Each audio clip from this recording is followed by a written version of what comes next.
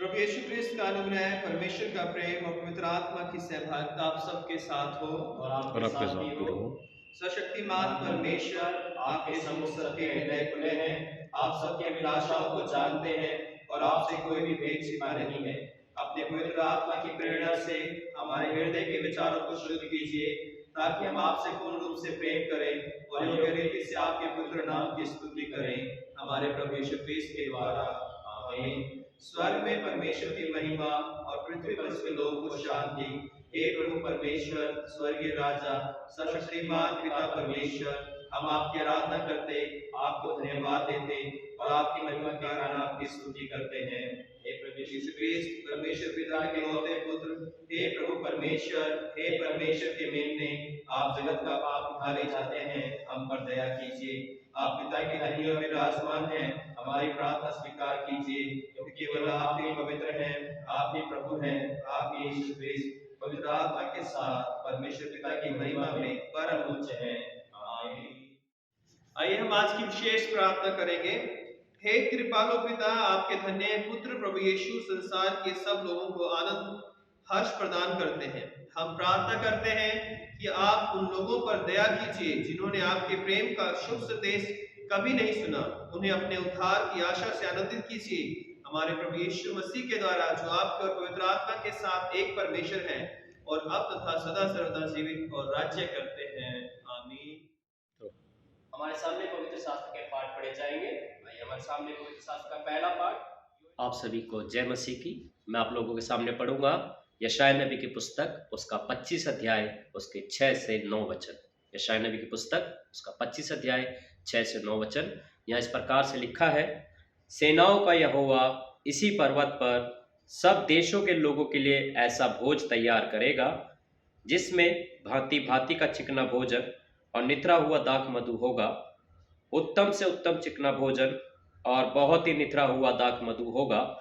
और जो पर्दा सब देशों के लोगों पर पड़ा है, जो घूंघट सब जातियों पर लटका हुआ है, उसे वह इसी पर्वत पर नष्ट करेगा। वह मृत्यु का सदा के लिए नाश करेगा और प्रभु यहोवा सबों के मुख पर से आंसू पोंछ डालेगा और अपनी प्रजा की नाम धराई सारी पृथ्वी पर से दूर करेगा, क्योंकि यहोवा ने ऐसा ही कहा है। उस समय यह कहा जाएगा, देखो हमारा परमेश्वर यही है, हम इसी की बाट जोहते आए हैं कि वह हमारा उद्धार करे। यहोवा यही है, हम उसकी बाट जोहते आए हैं, हम उससे उद्धार पाकर मगन और आनंदित होंगे। यह परमेश्वर का वचन है। परमेश्वर का धन्यवाद हो। हमारे सामने भजन संहिता का पाठ पढ़ा जाएगा। आप सभी को जय मसीह की। मैं आप सभी के सामने पढ़ने जा रहा हूँ भजन संहिता 145 10 to 16। हे यहोवा, तेरी सारी सृष्टि तेरा धन्यवाद करेगी और तेरे भक्त लोग तुझे धन्य कहा करेंगे। वे तेरे राज्य की महिमा की चर्चा करेंगे और तेरे पराक्रम के विषय में बातें करेंगे, कि वे आदमियों को पर तेरी पराक्रम के काम और तेरे राज्य के प्राप्त की महिमा प्रकट करे। तेरा राज्य युग युग का और तेरी प्रभुता सब पीढ़ियों तक बनी रहेगी। यह वह सब गिरते हुओं को संभालता है और सब झुके हुओं को सीधा खड़ा करता है। सबों की आंखें तेरी ओर लगी रहती हैं और तू उनको आहार समय पर देता है। तू अपनी मुट्ठी खोलकर सब प्राणियों को आहार से तृप्त करता है। हमारे सामने पवित्र शास्त्र का दूसरा पाठ। जय मसीह की। हम पढ़ेंगे गलतियों 3 का 23 से 29 तक। पर विश्वास के आने से पहले व्यवस्था की अधीनता में हमारे रखवाली होती थी, और उस विश्वास के आने तक जो प्रकट होने वाला था, हम उसी के बंधन में रहे। इसलिए व्यवस्था मसीह तक पहुँचने के लिए हमारी शिक्षा हुई है कि हम विश्वास से धर्मी ठहरे। परंतु जब विश्वास आ चुका तो हम अब शिक्षक के अधीन ना रहें, क्योंकि तुम सब उस विश्वास के द्वारा जो मसीह यीशु पर है परमेश्वर की संतान हो। और तुम में से जितनों ने मसीह में बपतिस्मा लिया है, उन्होंने मसीह को पहन लिया है।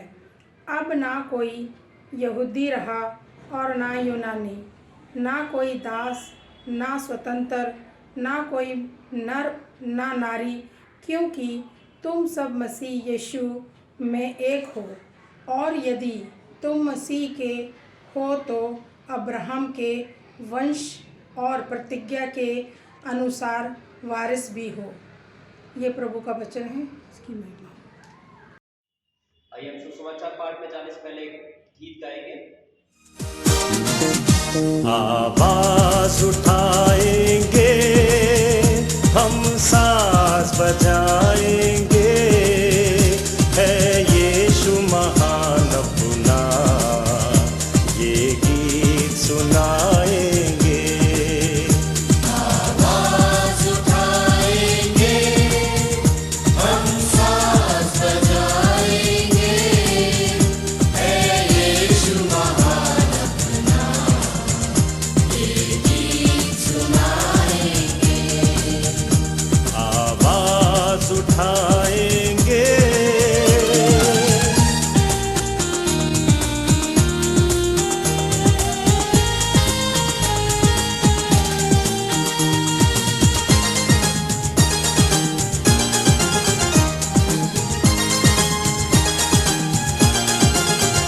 ना देख सका हमको तू पाप के सागर में, और बन के मनुष्य आया आकाश से सागर में।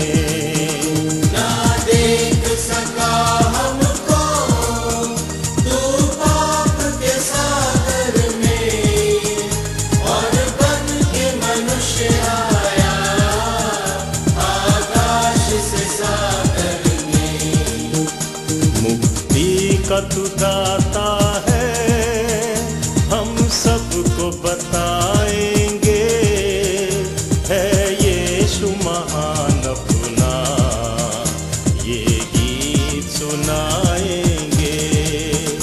आवाज उठाएंगे, हम साज बजाएंगे, है यीशु महान अपना, ये गीत सुनाएंगे। आवाज उठाएंगे। आज के मनन के लिए जो सुसमाचार का हिस्सा लिया गया है वो पाया जाता है यूहन्ना रचित सुसमाचार, उसका 2 अध्याय और 1 से 11 आयत तक। Gospel according to Saint John chapter 2 verses 1 to 11। हे प्रभु ख्रिस्त, आपकी महिमा हो। फिर तीसरे दिन गलील के काना में किसी का ब्याह था, और यीशु की माता भी वहाँ थी, और यीशु और उसके चेले भी उस ब्याह में नेवते गए थे। जब दाखरस घट गया तो यीशु की माता ने उससे कहा कि उनके पास दाखरस नहीं रहा। यीशु ने उससे कहा, हे महिला, मुझे तुझसे क्या काम, अभी मेरा समय नहीं आया। उसकी माता ने सेवकों से कहा, जो कुछ वह तुमसे कहे वही करना। वहाँ यहूदियों के शुद्ध करने की रीति के अनुसार पत्थर के 6 मटके धरे थे, जिनमें 2-2, 3-3 मन समाता था। यीशु ने उनसे कहा, मटकों में पानी भर दो। सो उन्होंने उन्हें मुँह भर दिया। तब उसने उनसे कहा, अब निकाल कर भोज के प्रधान के पास ले जाओ। वे ले गए। जब भोज के प्रधान ने वह पानी चखा जो दाखरस बन गया था, और नहीं जानता था कि वह कहाँ से आया है, परंतु जिन सेवकों ने पानी निकाला था वे जानते थे, तो भोज के प्रधान ने दूल्हे को बुलाकर उनसे कहा, हर एक मनुष्य पहले अच्छा दाखरस देता है, और जब लोग पीकर छक जाते हैं तब मध्यम देता है, परंतु तूने अच्छा दाखरस अब तक रख छोड़ा है। यीशु ने गलील के काना में अपना यह पहला चिन्ह दिखाकर अपनी महिमा प्रकट की, और उसके चेलों ने उस पर विश्वास किया। इसके बाद वह और उसकी माता और उसके भाई और उसके चेले कफरनहूम को गए, और वहाँ कुछ और दिन रहे। ये प्रभु क्रिस्त का शुभ समाचार है। प्रभु यीशु मसीह के नाम में एक बार फिर से आप सबों को जय मसीह की। परमेश्वर का हम धन्यवाद करते हैं कि उसने फिर से हमें मौका दिया है कि हम प्रभु के वचन को सुन सकें, उसकी आराधना कर सकें।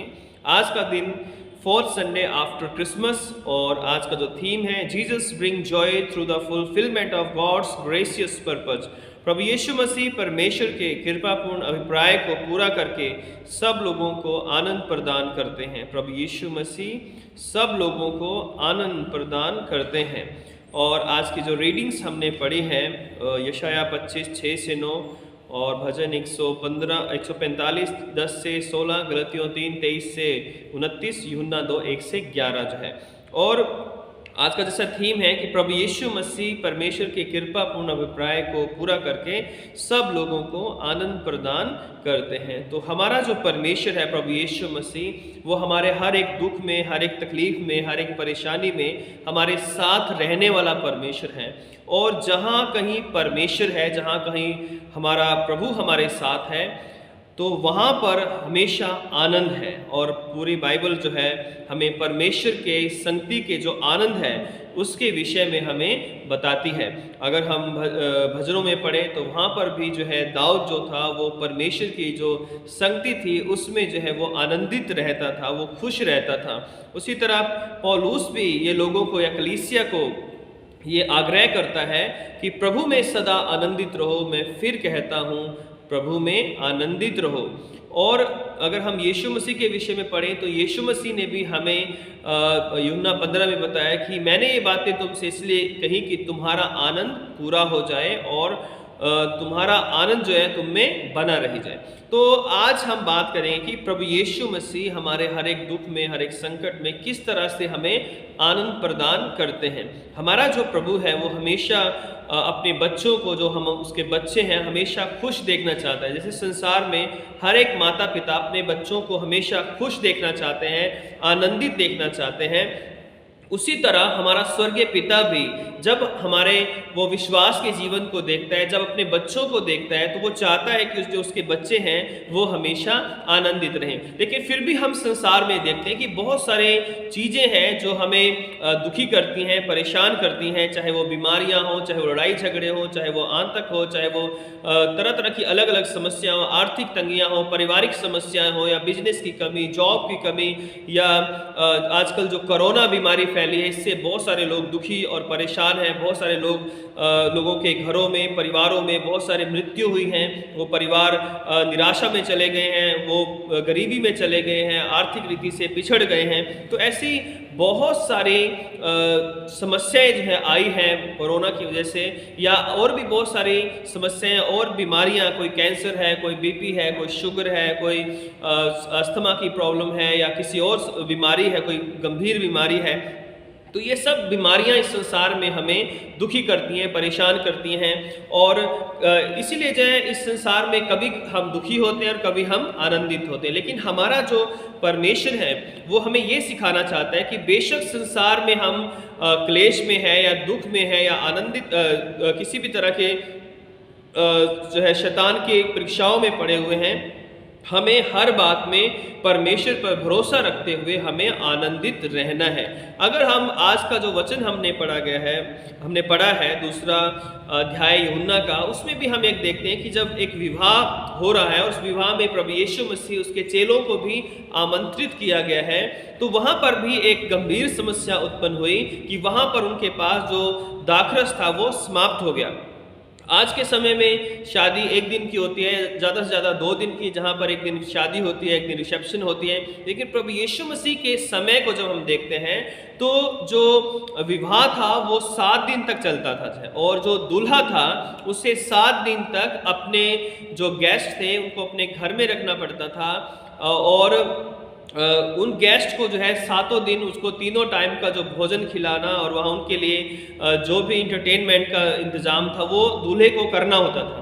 और वो दूल्हा जो है 7 दिन का भोज जो है प्रतिदिन जो है वो अपने कुटुंबियों को, अपने रिश्तेदारों को, अपने जानने वालों को, अपने पड़ोसियों को वो देता था जो है। तो उस समय जो है 7 दिन का जो फंक्शन होता था, उस 7 दिनों में सारे जो खर्चा था वो दूल्हे को उठाना पड़ता था जो है।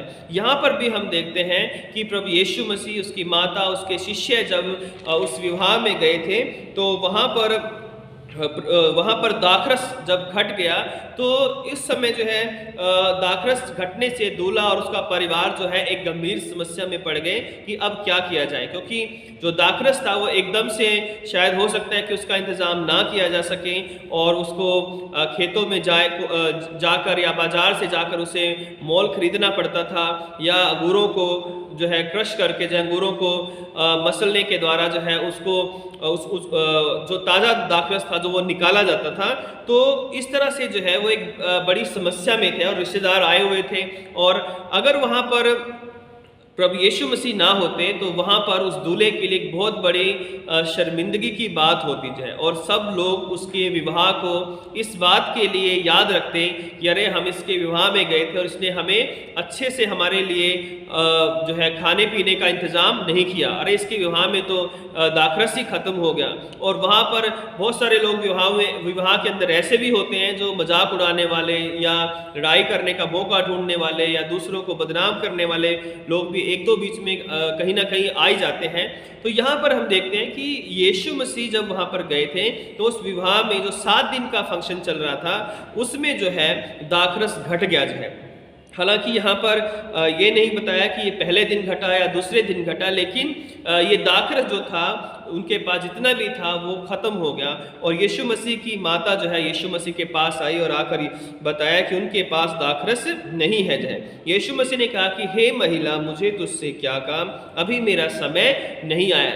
तो उसके बाद क्योंकि प्रभु यीशु मसीह का जो समय जो था वो नहीं आया था जो है ना, तो यीशु मसीह का जो समय था वो 2 प्रकार से बाइबल में बताया गया है नए नियम में। एक वो समय जब उसको क्रूस पर चढ़ाना था, और एक वो समय जब उसको आश्रय कर्म करने थे, अब परमेश्वर की महिमा करनी थी, लोगों को चंगा करना था। तो अभी उसका समय ये वाला जो समय था जिसमें उसको आश्रय कर्म करने थे, अभी वो एकदम से राइट टाइम नहीं था जो है, उसको उसके लिए और थोड़ा वक्त चाहिए था जो है।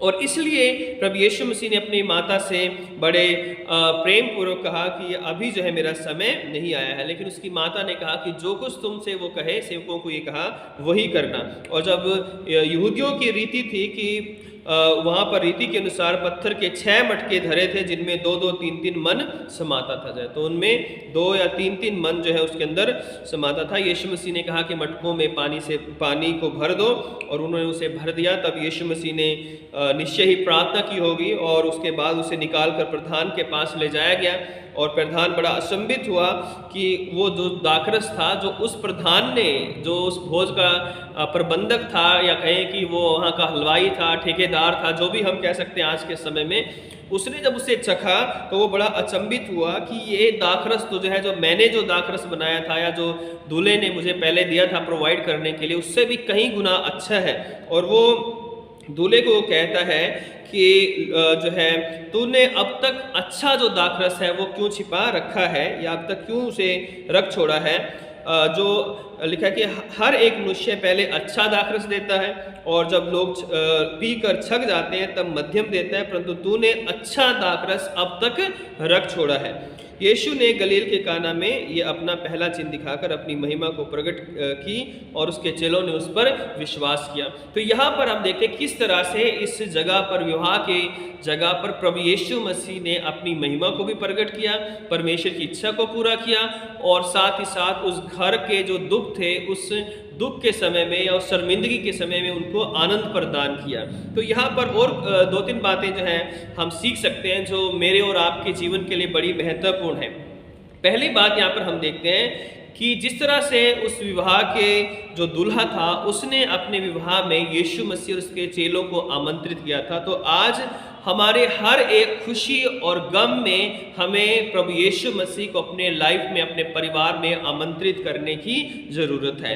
और जहाँ पर यीशु मसीह आमंत्रित होते हैं, जिस घर में यीशु मसीह आमंत्रित होते हैं, वो घर खुशियों से, आनंद से भर जाता है। उस घर में कभी जो है समस्याएं नहीं होती हैं। जब समस्याएं आती भी हैं तो प्रभु यीशु मसीह सहायता करते हैं उन समस्याओं से हमें निकलने के लिए। तो यहाँ पर पहली बात आज मेरे और आपके लिए है कि हमें अपने हर एक खुशी में, हर एक अपने दुख में, हर एक अपने गम में, हर एक अपनी परीक्षाओं में प्रभु यीशु मसीह को आमंत्रित करना है, इनवाइट करना है कि वो हमारे घर में, हमारे जीवन में आए, जिससे कि उसकी उपस्थिति हमारे जीवन में बनी रहे। दूसरी बात हम यहाँ पर देखते हैं कि मरियम ने ये बात यीशु मसीह को बताई कि उनके पास दाखरस नहीं है। तो यीशु मसीह को ये बताना ज़रूरी था जो है लोगों के द्वारा कि उनको क्या ज़रूरत है। तो हालांकि मरियम हो सकता है वहाँ पे उस घर में एक अच्छा स्थान रखती हो, या अच्छा कोई रिश्तेदार उस दूल्हे की हो सकता है उसकी मासी हो सकती है उसकी बुआ हो, या कोई भी हो सकती है तो क्योंकि मरियम जो यीशु की माता थी उसको ये चिंता थी कि दाखरस नहीं रहा जाए। तो यहाँ पर हम देखते हैं कि हमें भी जो है अपने हर एक सुख दुख में अपनी जो समस्याएं हैं वो प्रभु यीशु मसीह के पास लेकर जानी है। इसलिए यीशु मसीह ने कहा है कि मांगो तो तुम्हें दिया जाएगा, खटखटाओ तो तुम्हारे लिए खोला जाएगा, और ढूंढोगे तो तुम पाओगे जो है। तो यहाँ पर प्रभु यीशु मसीह जानते थे कि वहाँ पर दाखरस नहीं है, लेकिन उसके बावजूद भी मरियम को आना पड़ा जो है, माता मरियम को आना पड़ा कि वो आकर यीशु को बताए कि उनके पास दाखरस नहीं है। आज भी हमारी हर एक समस्या को या हमारी हर एक ज़रूरत को प्रभु यीशु मसीह जानते हैं, लेकिन हमें प्रार्थना के माध्यम से उससे बात करते हुए हमें बताना है कि हे प्रभु यीशु मसीह हमारी ये ज़रूरत है जो है, क्योंकि जब हम मांगेंगे तभी हमें दिया जाएगा, जब हम ढूंढेंगे तभी हम पाएंगे जो है। प्रभु यीशु मसीह हम पर दया करने वाले परमेश्वर है, तो इसलिए हमें निरंतर उससे प्रार्थना करना जरूरी है। जितने भी हम नए नियम में आश्रयक्रम देखते हैं, ज़्यादातर आश्रयक्रम वहाँ पर हुए जहाँ पर लोगों ने यीशु मसीह को पुकारा कि हे प्रभु हम पर दया कर। चाहे वो अंधा एक कोढ़ी था जो है, चाहे वो एक अंधा था जो है, चाहे वो जो लंगड़े थे, चाहे वो जो दुष्ट आत्माओं से ग्रसित लोग थे जो है, उनमें से कोई ना कोई मोस्टली जो ज़्यादातर लोग ऐसे थे जिन्होंने यीशु को पुकारा कि हे यीशु नासरी हम पर दया कर। वो एक कनानी स्त्री, उसने यीशु को पुकारा, और ऐसे अनेक उदाहरण हैं जहाँ पर यीशु मसीह को लोगों ने पुकारा, प्रार्थना की, और यीशु ने उनकी प्रार्थना को जवाब दिया। तीसरी बात यहाँ पर, पहली बात कि हमें हर एक बात में यीशु को आमंत्रित करना है, दूसरी बात हमें अपनी समस्याओं को यीशु मसीह को बताना है, उससे प्रार्थना करनी है। तीसरी बात यह है कि जब हम प्रार्थना करते हैं यीशु मसीह हमारी प्रार्थना को सुनने वाले परमेश्वर है। यहाँ पर भी जब माता मरियम ने ये समस्या को यीशु मसीह के पास वो लेकर आई, उसको बताया कि दाखरस घट गया है, दाखरस नहीं है, तो यीशु मसीह ने अपने आप उस प्रार्थना को सुना जाए। यीशु ने अपनी माँ की पुकार को सुना, और आज यीशु मसीह हमारी पुकार को भी सुनते हैं कि हमारे पास क्या कमी है, क्या घटी है। हमारा जो परमेश्वर है वो जवाब देने वाला परमेश्वर है, वो प्रार्थना का सुनने वाला परमेश्वर है। ऐसा नहीं कि हम प्रार्थना कर रहे हैं और वो जवाब नहीं देने वाला है। माता मरियम ने उसको इन्फॉर्मेशन दी, और यीशु ने उस बात को, उस विनती को सुना, स्वीकार किया, और प्रभु यीशु मसीह ने उस पर कार्य किया जाए। और हमारा जो परमेश्वर है वो प्रार्थना सुनकर कार्य करने वाला परमेश्वर। जब हम उसके आगे दीन और नम्र होते हैं, उसके आगे घुटने टेकते हैं, तो वो परमेश्वर हमारी प्रार्थना सुनकर हम पर दया करता है और हमारी प्रार्थना को हाँ और आमीन में जवाब देता है। तो हमें जो है अपने हमारे प्रभु यीशु मसीह पर ये विश्वास होना चाहिए कि जब हम प्रार्थना करेंगे तो वो सुनेगा, क्योंकि वो प्रार्थना सुनकर जवाब देने वाला परमेश्वर है। लास्ट चौथी बात हम यहाँ पर देखते हैं कि यीशु मसीह हमें संकटों से बचाकर हमें आनंद प्रदान करते हैं। जिस तरह यहाँ पर यीशु मसीह ने अपने उन सेवकों से कहा कि वो जो वहाँ पे मटके रखे थे जिनमें 2-2, 3-3 मन समाता था, उसमें पानी भर दो। और जब उनमें पानी भरा गया तो निश्चय प्रभु ने प्रेयर की, प्रार्थना की, और जब प्रार्थना की तो वहाँ पर जो वो पानी था वो अब दाखरस में बदल चुका था। तो प्रभु यीशु मसीह हमारे दुख को, हमारे पीड़ाओं को, हमारे जो कमी घटियाँ हैं उनको दूर करके उसे वो आनंद में, उसे घटती को बढ़ती में बदलता है, आनंद को दुख को वो आनंद में बदलता है, जो है हमारी निराशाओं को वो आशा में बदल देता है। जब हमारे पास कुछ भी नहीं होता है तब हमारा परमेश्वर हमारे साथ खड़ा हो जाता है। तो यहाँ पर हम देखते हैं कि हमारा प्रभु यीशु मसीह हमें आनंद प्रदान करता है, हमारे दुखों में, हमारी बीमारियों में, हमारे परेशानियों में, हमारे हर एक चीज़ में, जो भी हमारे जीवन से जुड़ी हुई चीज़ें हैं, परिवार है, बच्चे हैं, हमारी जॉब है, हमारी आर्थिक सिचुएशन है, हमारा हर एक काम में प्रभु यीशु मसीह हमें आनंदित करते हैं। और प्रभु का आनंद जो है वो हमारी ताकत है, वो हमारी सामर्थ है। और जब प्रभु का आनंद हमारे अंदर होता है तो हम दुख में भी उसका धन्यवाद करते हैं, सुख में भी उसका धन्यवाद करते हैं, बीमारी में भी उस पर भरोसा रखते हैं। बेशक शैतान हमारे मन को विचलित करता है, जब हम बीमार या परेशान देखते हैं कि अपने किसी परिवार के जन को या हम खुद किसी परेशानी में पड़ते हैं तो एक बार हम विचलित होते हैं, लेकिन प्रभु का जो वचन है, प्रभु का जो आत्मा है वो हमें शांति प्रदान करता है और वो कहता है कि मत डर, मैं तेरे साथ हूँ, इधर उधर मत ताक, मैं तेरा परमेश्वर हूँ। तो वही परमेश्वर जो है हमें संकटों से, हमारी बीमारियों से निकाल कर हमें जो है वो चट्टान पर खड़ा करता है, हमें वो आनंदित करता है, वो हमें आशीषित करता है। बहुत सारे बाइबल में ऐसे उदाहरण हैं जहाँ पर हम दाऊद को देखते हैं, जहाँ पर पुराने नियम में हम यूसुफ को देखते हैं, जहाँ पर हम मूसा को देखते हैं कि जहाँ मूसा जो है वो भेड़ बकरियों के पीछे था, उसको बुलाकर एक अगुआ बनाया, एक लीडर बनाया, एक ऐसा अगुआ बनाया जिसने लाखों इजरायलियों को गुलामी में से निकालने की अगुवाई की जाए। तो इसी तरह हम यहाँ पर हम देखते हैं कि किस तरह से प्रभु यीशु मसीह हमें हर एक संकट में हमें आनंद प्रदान करते हैं। तो मैंने 4 बातें बताई है जो हम आज सीख सकते हैं। पहली कि हमें हर एक खुशी गम में यीशु मसीह को आमंत्रित करना है अपनी लाइफ में। दूसरी जो है हमें अपनी समस्याओं को उसको बताना है। तीसरी बात मैंने बताई कि हम एक ऐसे परमेश्वर की आराधना करते हैं जो प्रार्थना सुनकर कार्य करने वाला परमेश्वर है, वो सिर्फ बातें करने वाला परमेश्वर नहीं, कार्य करने वाला परमेश्वर है। चौथी बात कि वो हमें उन संकटों में, बीमारियों से निकाल कर हमें आनंद प्रदान करते हैं और हमें आनंदित करते हैं। इसलिए जो है पर प्रभु यीशु मसीह की जो उपस्थिति है या उसका हमारे साथ जब होते हैं तो हमें किसी चीज़ की घटी नहीं होती है। दाऊद कहता है कि यहोवा मेरा चरवाहा है और मुझे कोई घटी नहीं होगी जाए। जिस विवाह में भी प्रभु यीशु उनके साथ थे, उसको बुलाया गया था, तो उन्हें कोई घटी नहीं होने पाई जो। इसलिए आज हमें प्रार्थना में प्रभु यीशु मसीह को पुकारने की ज़रूरत है। आज हमें उसके आगे दीन और नम्र होने की ज़रूरत है। आज हमें हर एक सुख दुख में उसे अपने जीवन में ग्रहण करने की ज़रूरत है। आज हमें उस पर पूरा भरोसा रखने की ज़रूरत है कि वो हमारा परमेश्वर हमें कभी नहीं छोड़ेगा, कभी निराश नहीं करेगा, वो हमारी सहायता करेगा। आज हमें जो है अपने उस आनंद को प्रभु में बनाए रखना है जो आनंद प्रभु ने हमें दिया है। और हमारी हर एक प्रॉब्लम, हमारी एक समस्या को प्रभु यीशु से सुनते हैं, देखते हैं और उस पर ध्यान करते हैं। और हम क्या करते हैं, क्या सोचते हैं, किस परेशानी में, यीशु मसीह सब कुछ जानते हैं। लेकिन जब हम अपनी समस्याओं को, परेशानियों को अपने ऊपर से उतार कर यीशु मसीह को देते हैं तो वो हमें आनंद प्रदान करते हैं। इसलिए कहा गया है कि अपना सारा बोझ मुझ पर डाल दो। यीशु मसीह ने कहा 11:33 में मत्ती के, हे सब परिश्रम करने वालों और बोझ से दबे हुए लोगों मेरे पास आओ, मैं तुम्हें विश्राम दूंगा, मैं तुम्हें उस बोझ से छुटकारा दूंगा। तो आज मेरे और आपके पास ये मौका है कि हम अपने प्रभु यीशु मसीह पर विश्वास करें और उस आनंद को जो वो हमें देना चाहता है उसे हम ग्रहण करें। क्योंकि प्रभु की सामर्थ्य या प्रभु का जो आनंद है वही हमारी ताकत है, वही हमारी सामर्थ्य है, वही हमारी शक्ति है जो इस संसार में हमें मुश्किलों में, दुविधाओं में, परेशानियों में, बीमारियों में और तरह तरह की जो परीक्षाएं संसार में आती उनमें हमें मजबूत खड़ा रहने की हमें जो शक्ति प्रदान करता है वो प्रभु का आनंद है, वही आज हमारी सामर्थ्य है। तो आज जिस तरह प्रभु यीशु मसीह ने वहां पर विवाह के घर में जाकर आनंद, उन लोगों को आनंद दिया कि शर्मिंदगी से बचाया, आज प्रभु आपको और मुझे भी बुला रहा है कि हम उसे अपने जीवन में, अपने परिवार में उसे अपना लें, उसे ग्रहण कर लें। जब हम उसे ग्रहण करेंगे तो प्रभु का आनंद हमारे अंदर आएगा, हमारे घर में आएगा और हमारा सारा दुख जो है, हमारी सारा पीड़ा, हमारी सारी निराशा आनंद में बदल जाएगी। प्रभु इन वचनों के द्वारा आप सबों को बहुत बहुत आशीष दे। आइए अपने सरों को झुकाएं और प्रार्थना करें।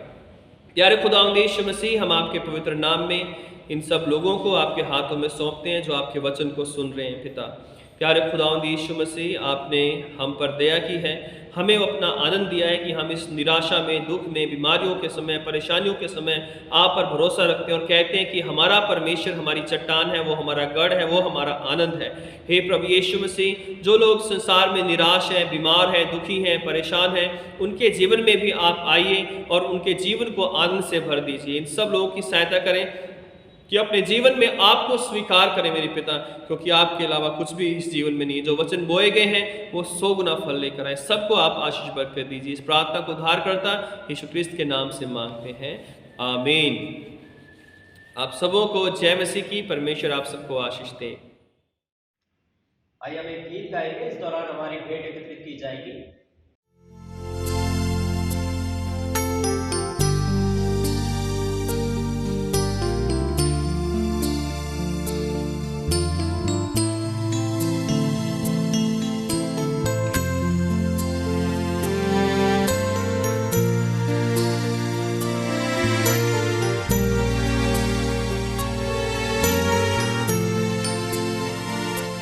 शून्य से लेके तूने मुझे रच लिया अपने ही रूप में, प्रेम किया है अनंत प्रेम से, दिया पुत्र मेरी मुक्ति के लिए। अनोखा प्यार है तेरा, करूँगा स्तुति तेरी मैं सर्वदा। अनोखा प्यार है तेरा, करूँगा स्तुति तेरी मैं सर्वदा।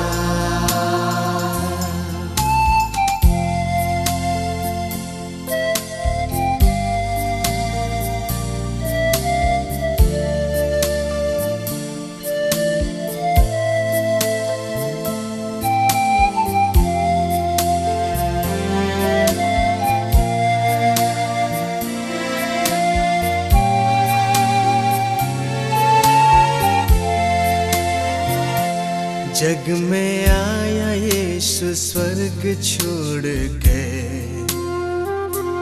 मेरा सर दंड सह लिया उसने। कोड़े खा के क्रूस उठा के यीशु ने मुझे मुक्ति और चंगाई दे दी है। अनोखा प्यार है तेरा, करूँगा स्तुति तेरी मैं सर्वदा। अनोखा प्यार है तेरा, करूँगा स्तुति तेरी मैं सर्वदा।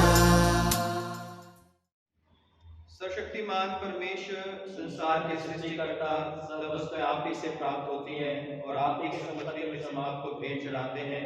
हम आपसे विनती करते हैं कि आप इस दान को अपने नाम की महिमा और अपने लोगों की भलाई के लिए स्वीकार कीजिए, हमारे प्रभु यीशु ख्रीस्त के द्वारा।